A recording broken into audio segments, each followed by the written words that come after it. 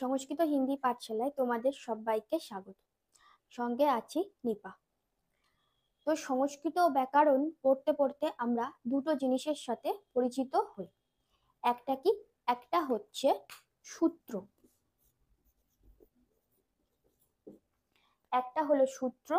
আর একটা জিনিসের সাথে যেটা পরিচিত হই সেটা হচ্ছে কি? বার্তিক। একটা সূত্র, একটা বার্তিক। তো কিছু কিছু জায়গায় আমরা দেখেছি, বিশেষ করে কারক বিভক্তি পড়তে গিয়ে দেখেছি, যখন কোনো সূত্র থাকে তখন আমরা লিখেছি যে সূত্রানুসারে, আবার কখনো লিখেছি যে বার্তিক অনুসারে। তো এখন কোনটা সূত্র আর কোনটা বার্তিক, এটা আমাদেরকে ভালোভাবে চিহ্নিত করতে হবে। না হলে আমরা যখন কারক বিভক্তিতে কারণ সহ উল্লেখ করতে বলবে তখন কোনটা সূত্র লিখবো আর কোনটা বার্তিক লিখবো সেটা আমরা বুঝতে পারবো না। তো এই সূত্র যে রচনা করেছে, মানে সূত্রকার যাকে বলা হয়, তিনি হলেন কি? তিনি হলেন হচ্ছে পাণিনি। আমরা সবাই জানি যে সূত্রকার যিনি, তিনি হলো পাণিনি। আর যে বার্তিক রচনা করেছেন, বার্তিক কার যারে বলা হয়, তিনি কি? তিনি হলেন কাত্যায়ন। তো এই পাণিনিকে, তার কিভাবে উদ্ভব হয়েছে, তার হচ্ছে ব্যাকরণ গ্রন্থের নাম কি, এবং কাত্যায়নকে, তো এগুলো আমাদেরকে সব একটু একটু করে একটু জেনে নেওয়া ভালো। তো আজকের ভিডিওর আলোচ্য বিষয় হচ্ছে সূত্র এবং বার্তিকের মধ্যে পার্থক্য। তো কোনো জিনিসের পার্থক্য করতে গেলে সে জিনিসটা, মানে সেই সূত্র কাকে বলে, সূত্রের বৈশিষ্ট্য কি, এটা জানতে হবে। এবং বার্তিক কি, বার্তিক কাকে বলে, বার্তিককে কিভাবে চিহ্নিত করা যায়, এগুলো সবই আমাদেরকে জানতে হবে। এছাড়া আজকের ভিডিওতে তোমরা জানতে পারবে যে সূত্রকার পাণিনি কে ছিলেন, কোথায় তার উদ্ভব হয়েছিল, এবং বার্তিক কার যে কাত্যায়ন, এগুলো সমস্ত সম্পর্কে আমি আজকে তোমাদেরকে সব তথ্য আজকে দেব। তো ভিডিওটা প্রথম থেকে শেষ পর্যন্ত দেখার অনুরোধ রইল। যদি তোমরা ভিডিওর মাঝে স্কিপ করো তাহলে এই ছোট ছোট তথ্যগুলো সম্পর্কে জানতে পারবে না। এই যে বার্তিক আমি যে বলছি, এই বার্তিকটা অ্যাকচুয়ালি সূত্রেরই একটা অংশ। সূত্রের কিছু ভাগকে আমরা বার্তিক বলি। এবং প্রথমে জেনে নেই যে সূত্র কে উল্লেখ করেছে বা কে রচনা করেছে, বা সূত্র রচনা করেন তিনি হলেন পাণিনি। তো পাণিনির জন্মকাল সম্বন্ধে সঠিক তথ্য আমরা জানতে পারি না, তবে যেটুকু জানতে পেরেছি সেটা হলো পাণিনির কাল খ্রিস্টপূর্ব ৫ম শতক বলে মনে করা হয়। এবং পাণিনির জন্ম বর্তমান পাকিস্তানের অন্তর্গত রাওয়ালপিন্ডি অঞ্চলের আটক জেলার অন্তর্গত শালাতুর গ্রামে পাণিনির জন্ম হয়। এই তথ্যটা কোনো একটা লিখিত পাণ্ডুলিপিতে আমরা জানতে পারি। তো শালাতুর গ্রামে জন্মগ্রহণ হয়েছিল বলে এজন্য পাণিনির আরেক নাম শালাতুরীয়। এবং আবার পাণিনিকে বলা হয় দাক্ষীর পুত্র। দাক্ষী পুত্র বলে পাণিনিকে আবার সম্বোধন করা হয়, কারণ পাণিনির মাতার নাম ছিল দাক্ষী, তাই জন্য পাণিনিকে দাক্ষী পুত্র বলে সম্বোধন করা। সংস্কৃত বলতে গেলেই, সংস্কৃত যখনই আমরা বলি তখনই সবার আগে আমার যে যে নামটা মনে আসে সেটা হচ্ছে পাণিনি। তো পাণিনি এত বিখ্যাত কেন? কারণ পাণিনি অষ্টাধ্যায়ী নামক একটা সংস্কৃত ব্যাকরণ গ্রন্থ রচনা করার জন্য বিখ্যাত। পাণিনি অষ্টাধ্যায়ী নামক সংস্কৃত ব্যাকরণ গ্রন্থ রচনা করেছিলেন বলে তিনি হচ্ছে বিখ্যাত। এই অষ্টাধ্যায়ী নাম হয়েছে কেন? কারণ এই গ্রন্থটার 8টা অধ্যায় রয়েছে, সেই জন্য এটার নাম হলো অষ্টাধ্যায়ী। এবং এই গ্রন্থে সূত্র সংখ্যা, তিনি যে সূত্র সংখ্যার উল্লেখ করেছেন সেটা হচ্ছে 3863টি। এই গ্রন্থে তাহলে সূত্র সংখ্যা কত আছে? 3863টি। তাহলে এই পাণিনি এই অষ্টাধ্যায়ী গ্রন্থেই প্রথম সূত্রের উল্লেখ করেছেন, মানে এখান থেকেই সূত্রের উদ্ভব হয়েছে অষ্টাধ্যায়ী গ্রন্থে। তো এখানে তিনি যে 3863টি সূত্র বলেছেন, এই সূত্র কিভাবে চেনা যাবে, সূত্রের লক্ষণ সম্পর্কে একটা শ্লোক উনি বলেছেন, যার দ্বারা আমরা বুঝতে পারবো যে এটা হলো সূত্র। এবং বার্তিকেরও একটা লক্ষণ আছে যেটাকে দেখে আমরা বার্তিককে চিহ্নিত করতে পারবো। তো সূত্রের যে লক্ষণটা তিনি উল্লেখ করেছেন সেটা আমরা দেখো, এখানে সূত্রের লক্ষণ সম্পর্কিত যে শ্লোকটা আছে সেটা লিখেছি আমি। অল্পাক্ষরম সন্দিগ্ধম সারবদ বিশ্বত মুখম অস্তভ মনোবদ্ধং চ সূত্রং সূত্রবিদ বিদু। তো এটার মধ্যে সব সন্ধি যুক্ত করে লেখা রয়েছে। এগুলোকে যদি আমি সন্ধি বিচ্ছেদ করে বলি তাহলে কি হবে? অল্পাক্ষরম অসন্দিগ্ধম, সারবধ বিশ্বতমুখম অস্তভ অনবদ্যং চ সূত্রং সূত্রবিদ বিদু। এর মানে হচ্ছে কি অল্পাক্ষর অসন্দিগ্ধম, মানে অল্প অক্ষর বিশিষ্ট হবে, বেশি অক্ষর হবে না, অল্প অক্ষর বিশিষ্ট হবে, অল্প অক্ষরের মধ্যে সীমাবদ্ধ থাকবে। অসন্দিগ্ধম, অসন্দিগ্ধম মানে হচ্ছে কোনো সন্দেহ থাকবে না, মানে সূত্রের মধ্যে কোনো সন্দেহজনক কথা থাকবে না, সন্দেহরহিত থাকবে। সারবধ, সারগর্ভ হবে।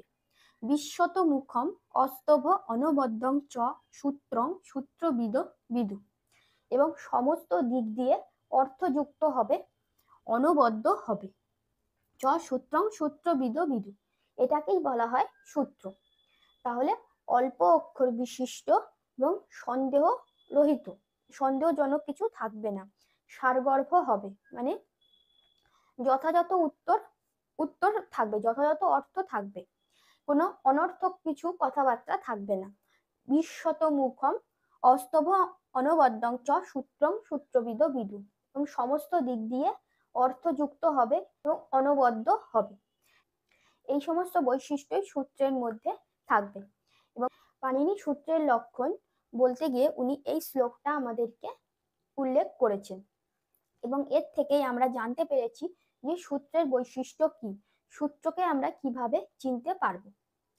এছাড়া আমরা আরো জানতে পারি যে নন্দিকেশ্বরের কাশিকাতে একটা গ্রন্থতে বলা হয়েছে পাণিনি তার ব্যাকরণ শাস্ত্রে জ্ঞান লাভের জন্য শিবের তপস্যা করে, এবং শিব তার তাণ্ডব নৃত্যের পরে পাণিনির সামনে আবির্ভূত হয়ে 14টা ডমরু ধ্বনি করে।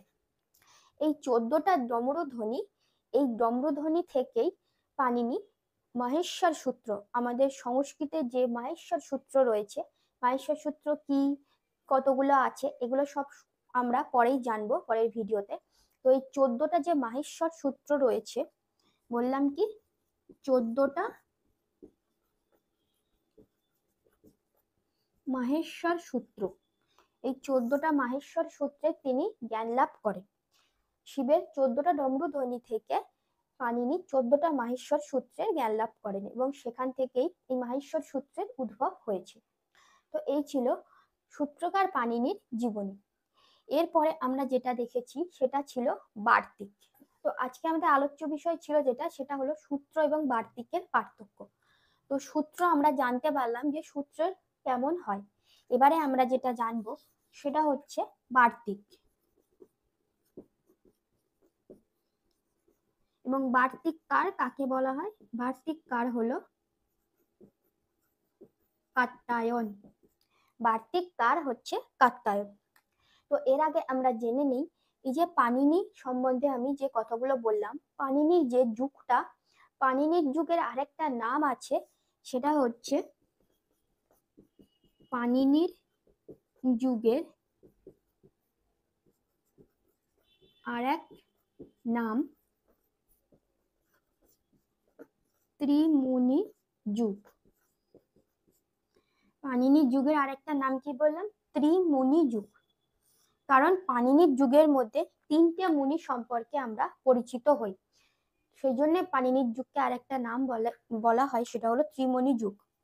ত্রিমুনি যুগে ত্রিমুনির মধ্যে একটা নাম আমরা জানলাম পাণিনি, 2 নম্বর মুনি যে তার নাম জানলাম কাত্যায়ন, 3 নম্বর যে মুনি তার নাম হলো পতঞ্জলি। তো এই পাণিনির যুগকে ত্রিমুনি যুগ বলা হয় কেন? কারণ পাণিনি, প্রথমে জানলাম যে পাণিনি সূত্রের উল্লেখ করেছেন বা সূত্রের উদ্ভব করেছেন। এই সূত্রগুলোর মধ্যে যেসব সূত্রগুলো অনর্থক হয়ে গিয়েছে, যেগুলোর কোনো অর্থ নেই, সেগুলোকে এবার বার্তিককার কাত্যায়ন অনর্থক বলে উল্লেখ করেছেন, এবং সেগুলোকে আবার সম্পূর্ণ অর্থযুক্ত করে তিনি রচনা করেছেন সূত্রের মতোই আর একটা জিনিস, সেটা হলো কি, সেটা হচ্ছে বার্তিক। সূত্রের মধ্যে তিনি যেগুলো অনর্থক বলে উল্লেখ করেছেন সেগুলোকেই আবার সম্পূর্ণ অর্থ প্রদান করেছে বার্তিক হিসাবে। এবং বার্তিকের মধ্যে যেগুলো অনর্থক বলে উল্লেখ করেছেন তিনি হলেন পতঞ্জলি। অনর্থক বলে উল্লেখ করে পতঞ্জলি আবার সম্পূর্ণ অর্থ দান করে তিনি যে রচনা করেছেন সেটা হলো ভাষ্য। তাহলে পাণিনি যেটা উল্লেখ করেছেন বা উদ্ভব করেছেন, পাণিনি রচনা করেছেন সূত্র এবং বার্তিক রচনা করেছেন কাত্যায়ন, এবং বার্তিকের কিছু অনর্থক অংশ নিয়ে রচনা করেছেন ভাষ্য। তো এই পাণিনির কালের মধ্যে আমরা তিনটে জিনিস যেহেতু জানতে পেরেছি, সূত্র, বার্তিক এবং ভাষ্য সম্বন্ধে, এবং পতঞ্জলি এই পাণিনির যুগের শেষ করেছেন, সেই জন্য পাণিনির যুগকে আর একটা নামে বলা হয়, সেটা হলো ত্রিমণি যুগ। তো পাণিনির জীবনের মতো কাত্যায়নের জীবনীও আমরা চলো তাড়াতাড়ি একটু জেনে নিই। কাত্যায়নকে বার্তিককার বলা হয়, তিনি বার্তিক রচনা করেছেন। তো এই যে বার্তিককার কাত্যায়ন, এই সম্বন্ধে কাত্যায়নের সম্বন্ধে যেটুকু জানা যায় সেটুকু হলো কাত্যায়ন দক্ষিণ ভারতে লোক ছিলেন এবং তার কাল হচ্ছে খ্রিস্টপূর্ব ৪র্থ শতক থেকে ৩য় শতক বলে মনে করা হয়। কাত্যায়ন পাণিনির ১২০০ সূত্রের ওপর পরিপূরক সূত্র রূপে ৪,০০০টি বার্তিক রচনা করেছেন। যেহেতু সূত্রের অনর্থক অংশগুলোকে তিনি নিয়ে সেগুলোকে আবার সম্পূর্ণ অর্থ প্রদান করেছেন এবং সেটার নাম দিয়েছেন কি বার্তিক। মানে ১২০০ সূত্রের পরিমার্জিত করে আবার তার উপরে ৪,০০০টি বার্তিক রচনা করেছেন। তো সূত্রের লক্ষণের মতো তিনিও বার্তিকের লক্ষণ উল্লেখ করেছেন, যার দ্বারা আমরা বুঝতে পারবো যে এটা বার্তিকের লক্ষণ হলো উক্তানু উক্ত দুরুক্তার্থ ব্যতিকারিতু বার্তিকম। এটাকে যদি আমরা সন্ধি বিচ্ছেদ করি তাহলে কি হবে, উক্ত, অনুক্ত আর দুরুক্ত, তিনটে জিনিস দেখতে পাচ্ছি। উক্ত, অনুক্ত এবং দুরুক্ত অর্থ ব্যতিকারিতু বার্তিকম, তার মানে উক্ত এবং অনুক্ত এছাড়া দুরুক্ত বিষয়ের ব্যক্তিকরণ ঘটিয়ে আলোচনার সম্পূর্ণতা প্রদান করাই হলো বার্তিকের প্রধান কাজ। উক্ত মানে যেগুলো বলা হয়েছে, অনুক্ত মানে যেগুলো বলা হয়নি, আর দুরুক্ত মানে হচ্ছে যেগুলো কঠিন করে বলা হয়েছে। এই সমস্ত বিষয়ের ব্যক্তিকরণ ঘটিয়ে আবার আলোচনার সম্পূর্ণতা যে প্রদান করেছে সেটা করেছে বার্তিক। তো এই বার্তিকের লক্ষণ থেকে আমরা জানতে পারলাম যে বার্তিককে আমরা কিভাবে চিনতে পারবো। তো আজকের ভিডিওতে আমরা সূত্র এবং বার্তিক সম্বন্ধে জানলাম, সূত্র কে উদ্ভব করেছেন, সূত্রের বৈশিষ্ট্য কি, এবং বার্তিক কে রচনা করেছেন, বার্তিকের বৈশিষ্ট্য কি, এগুলো সবই জানতে পারলাম। আশা করি এরপরে তোমরা সূত্র এবং বার্তিকের মধ্যে পার্থক্য অবশ্যই নির্ণয় করতে পারবে এবং কোনটা সূত্র এবং কোনটা বার্তিক এগুলো চিনতে তোমাদের আর ভুল হবে না। এরপরেও যদি তোমাদের কারোর সূত্র এবং বার্তিকের লক্ষণ সম্পর্কে জানা থাকে তাহলে অবশ্যই কিন্তু আমাকে কমেন্ট বক্সে জানিও। ভিডিওটা কেমন লাগলো অবশ্যই কমেন্ট বক্সে জানিও। পরবর্তী ভিডিও দেখার জন্য আমন্ত্রণ রইল। সবাই ভালো থাকবে। ধন্যবাদ।